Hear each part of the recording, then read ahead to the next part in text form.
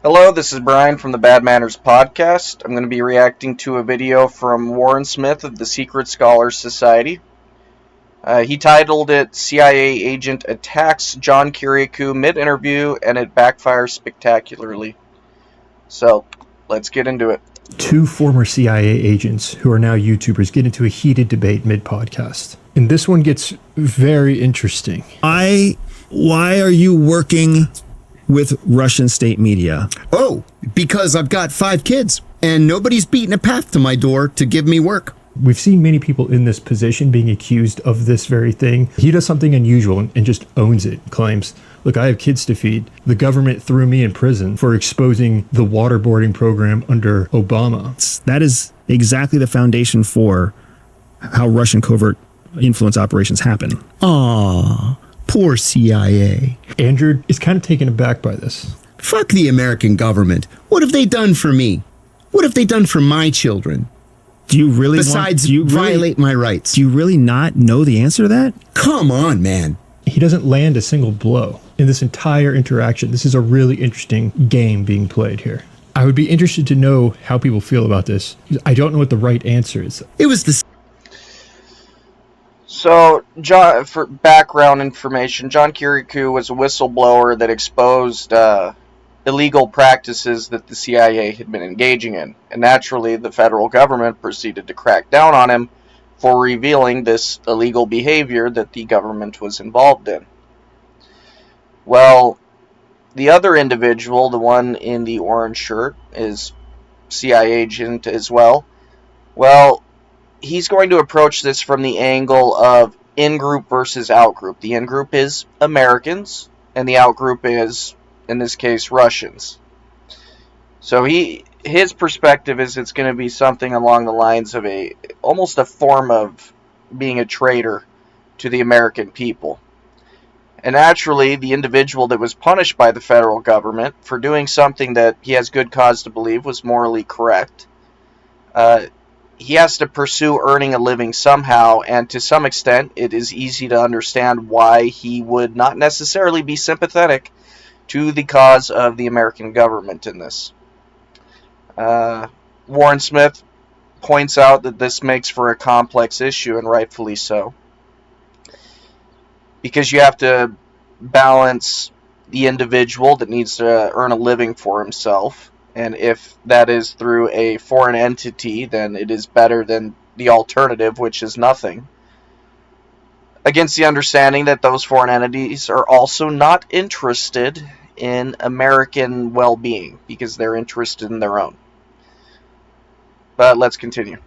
CIA that put me in prison. What in the world do I owe the CIA? It was your decisions that put you in prison. It was the CIA's law-breaking that put me in prison. It was your choice to highlight the CIA's law-breaking to media that put you in prison. There we go. And there it is. That is the moment that Andrew lost this thing. It was your decision to highlight the CIA's law-breaking. When is it okay for a whistleblower to blow the whistle? Government. So you see a similar phenomena when people discuss Edward Snowden in particular. This idea that you are supposed to somehow have more fealty to the government even when it's committing wrongdoing than to, expose it to the population. And this act of exposing it to the population, to those working within government, there's often this standard horrible recoil at the prospect of revealing the inner workings of government. As in, the loyalty seems to be higher towards government machinations than a sense of moral right and wrong. And that's the reason that Snowden still retains, even among traditional Americans, a kind of stigma about him, even though what he did was entirely correct as well. Obviously, my political position is that, yes, if the government's engaging in immoral, unethical behavior, then you should absolutely have whistleblowers coming forward and making that information known, because the government is going to be a reflection of its people, and the people should not be tolerating behaviors they would find unacceptable themselves. Of course, a counter-argument might be made that politics is a nasty business, and, how the sausage is made might not always be done by the cleanest means, especially when you're engaging in international affairs. But I am clearly more sympathetic to the whistleblower here than the individual that would argue that doing that was wrong. These individuals that think that taking that course of action is wrong, they usually make an appeal to there being some more formalized mechanism by which you can attempt to, blow the whistle on these misdeeds. But in truth, those official means of doing so almost function more as a deterrent than an actual incentive to make sure things are being done properly. I think, or the agency maybe, would have been perfectly happy if I starved to death from lack of work or ended up at McDonald's. And I worked hard to rebuild my life. The only people who offered me a job were the Russians.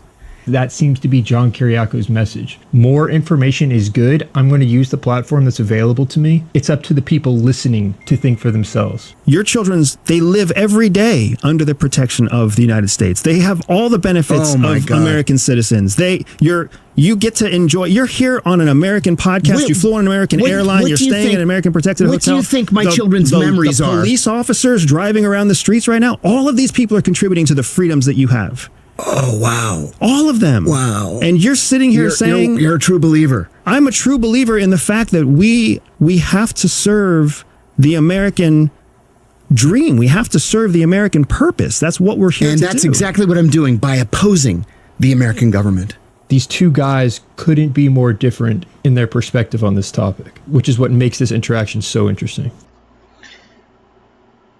Their perspectives are clearly very different. Kiriakou referred to the other fellow as, being a true believer. And that's a true believer in the sense that said person looks at the government as kind of a benevolent entity that looks after and secures the American dream. And he is correct to some degree in that. That is what the purpose of the government is supposed to be. But as John clearly experienced himself, that doesn't mean that everything they're doing to fulfill that mission is appropriate. Some of it should be combated. The American government is not this auto-regulating mechanism that is going to adhere to ethics and morals. People that come into positions of power are frequently going to do things that are antithetical to what the population would consider appropriate. And the only way the population can begin to correct that misalignment between people and politicians is to have an awareness of it. You don't oppose the American government by making yourself a voice for Russian state media. Why not? Because you're not talking out about the American government, first of all. What you're talking out about is Putin's invasion of Ukraine. No, I talk about the American government every single day. So whoever you're speaking to, you are giving credibility and authority and you're loaning all of your hard work to Russian media for a paycheck. I don't see how that's a problem. Is it because if you didn't come from CIA, they wouldn't care about you. Before Warren Smith continues his thought, number one, a man has to look out for providing a living for himself and his family. That's the first angle. The second angle that comes to mind is, yes, Russia is clearly looking after its own interests and employing a person like John is in their interest because what perspective he brings is not in lockstep with individuals that, have this image of the United States government as this benevolent entity, and you should be all thankful for it and generally avoid criticism of it. So there's individual self-interest, foreign self-interest, but it must be pointed out that the American government self-interest is not necessarily synonymous with what is best for the American people. So we have a nest of competing self-interests, and of course you could also argue that there's a fourth interest, and that would be the interest of what is actually best for the American people. And of course, that's something debated all the time. Everyday spy guy, Andrew, he's selling his toolkit, his courses to teach people how to use espionage. If they don't buy his course, they might be victims to espionage. You're making money off of working for the CIA as well. I created a 3-minute CIA-style quiz to help you unlock your secret psychological advantage and identify your hidden blind spot. This test was developed to help you weaponize your natural-born gifts and use them to get ahead of 99% of people. So you're borrowing the authority of CIA. That's what makes you valuable to Russian media. no, I'm able to expose crimes that I witnessed in the CIA, sure. And maybe that gives me a little bit more John cachet. Kiriakou, separate of CIA, would not be of interest to Russian media. So Every individual is going to leverage whatever experiences and expertise they've gained over the course of their life. So, yeah, as far as the Russians are concerned, of course, him being former CIA is more compelling. That doesn't really function as a meaningful criticism, per se. It's the thing that makes him desirable or marketable. what makes John Kiriakou... That's not true. I would argue, so what? Our narrative is what determines how the world views us. There's nothing we can do about that. Yeah, okay. So, I was one of the government's leading experts on the Middle East. Without the government, you wouldn't be If I had been at the State Department, or if I had been in academia, I'd still be an expert on the Middle East. You're pulling everything from government, man. So what? Andy, I don't see how you think I owe the government I'm not something saying you here. owe the government anything. I'm just saying that the ideals that you must have had in 1984, 1989. 89, yeah. You must have compromised on those ideals. You must have at some point. I'm a patriot. Isn't questioning the government and holding the government accountable something that the United States was founded on? I don't know the answer to that. Of course it is. What? This is where it goes off the rails. This is the real question at the heart of this debate. How? Isn't that in the Constitution? I don't know the answer to that either. Can somebody flag where there's any mention of individual accountability to the government? Because I'm pretty sure that's why we are a representative democracy. It is our representatives who are supposed to do that. That conversation, I can see why Warren Smith said that it went off the rails. The American spirit and its determination to hold its government officials accountable is more of a cultural phenomenon. It's something that isn't really codified in the Constitution or in law. Obviously, the Constitution allows for the various checks and balances between the branches and whatnot. And it does reserve certain powers, of course, to the people or to the states. However, it's an important cultural practice that we have to maintain the integrity. And when I say integrity, I mean the moral and ethical foundations of those people that do represent the American people. I don't mean integrity in the sense that these governmental institutions simply function. Because we know that they can function and they can do evil things while functioning. Which is why it's important that you have a citizenry that's determined to hold those elected people responsible for their actions. But the Constitution, not really related to that. What if you do encounter something that is corrupt within the government and you are working for, say, the CIA? I'd be interested to know, who do you think is right here? Not us. What we're supposed to do is be really fucking good at what we do and vote in meaningful representatives to represent the constituents in all forms of government. It is not our job to meddle in government. That's the big red flag for me. Anytime someone is arguing for blind obedience, no matter what, that is the death of critical thought. That's where he's going to lose this. To me, obviously CIA operatives or agents, however you want to refer to them, they're employees of the executive branch. They're effectively bureaucrats. Bureaucrats of high reputation, but bureaucrats nonetheless. Bureaucrats have a certain unaccountability about them, because while we elect certain politicians, those politicians are tasked with overseeing. So, of course, who we elect to the executive branch ends up responsible for overseeing these different agencies. But that's the only say the population has directly. So thinking that our only recourse for dealing with corruption among these different institutions, something that comes to mind immediately, of course, is the FBI, which was why the Warren Commission was needed. We know that these institutions are prone to corruption, and yes, those we elect can help to rein them in, but the people themselves should be applying direct pressure on these individuals that we know are engaging in these acts of corruption. There should not be this blind obedience or this expectation that you just wait for the system to work itself out by electing new people. We have an obligation forevermore. We will never be normal citizens. I think that's nonsense. You can think whatever you want to think. I really do. If you are a private citizen, your loyalty is to yourself. It reminds me of this quote, "That which I have alone protects me." I think there's some wisdom to that. I write about this in the book that's coming out soon. Is when you are in a career path and suddenly you are thrown out of it or thrown under it, you are on your own. So I can understand what that feels like. Within the confines of the law, of course, and the Constitution. But I don't owe the government anything. I'm not saying you owe the government anything. I'm saying that we have a responsibility, we have an obligation to recognize that we can become tools for our adversaries against the very things that we believe in, specifically because of our affiliation with government organizations. The team you thought you were part of is now trying to take you down, and you're fighting for your own, what feels like your own survival. And in those moments, that which you have alone is what protects you. I sit in front of a microphone every day and I talk about what's in the papers. That's my job.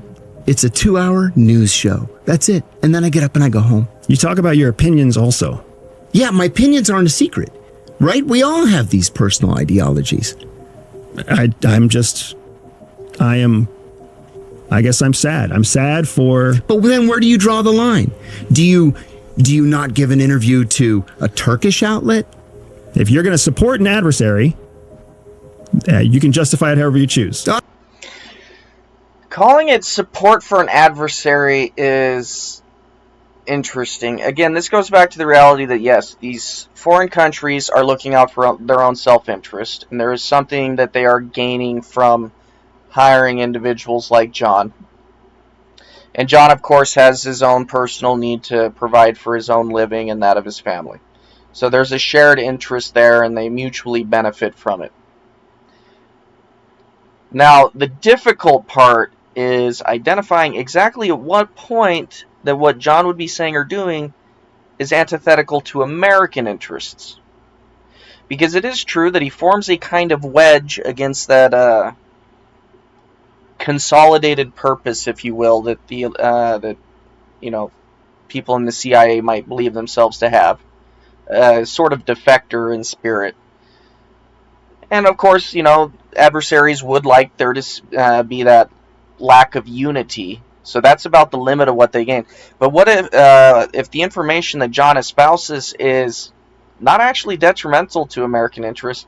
In fact, could be promoting of what is genuinely best for American people, then at that point you have to wonder, is the American government necessarily the good guy if John is making a case for something? And of course this is hypothetical. If he's making a case for something that is actually in the best interest of the American people, but which would inconvenience the American government, is he actually serving foreign interests more so than, American interests?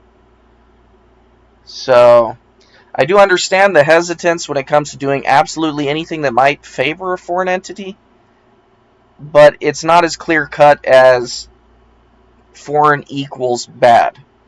Just as one should never conflate what the American government does as being what is best for the American people. I don't support the adversary. The adversary offered me an outlet that I gladly accepted. At a bare minimum, your outlet generates revenue for an adversary.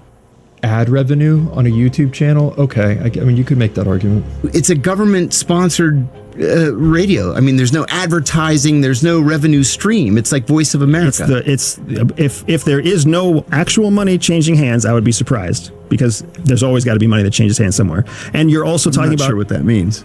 There's always money. There's always a funding source. There's always a donor base. There's always an exchange of value. Nothing is free. It's a government funded radio network. Funded by which government? The Russian government. The Russian government funds a radio channel. Yeah.